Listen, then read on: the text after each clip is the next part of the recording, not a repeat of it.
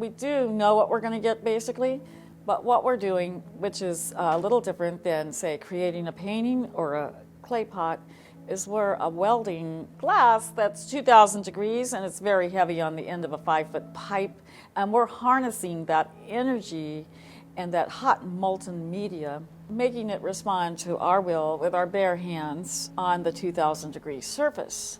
So more or less, we have to have our design ready to go. We have to have things planned out. We know seconds make a difference. And we're not only making the piece, we're counting, we're timing, we're listening for the pitch of the glass, because no time to design at that point. It's got to be ready to go.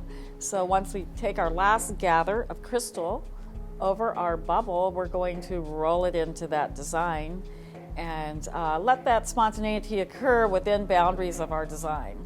So we're making choices at that moment, but we're also planning it out well before we begin. And that's halfway through. But we're still having to manipulate the glass. We're still having to stretch it. Gravity is everything. Fine little things that you do to the glass make a huge difference. And if you do make a mistake, then you spend a lot of time correcting, and hopefully the piece will come out.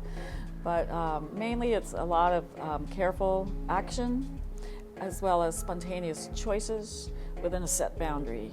So I love the privilege of actually having the opportunity to dip my blowpipe into incredibly hot glass and make the magic happen. We're giving a romantic story on our pieces. I call it romantic because I think it's almost a poetic expression in our glass.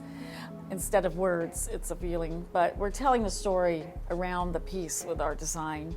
And a lot of it has the metallics, and the colors tend to line up and have a feeling of Gustav Klimt. And so it's that flavor, it's that poetic story. If we do work abstract, then the viewer is allowed to participate in the imagery as well, trying to discover what he or she thinks of it. Allows that story to continue around the piece, but also to stay alive without quite putting your finger on it. So if we do that, then we've done a good job.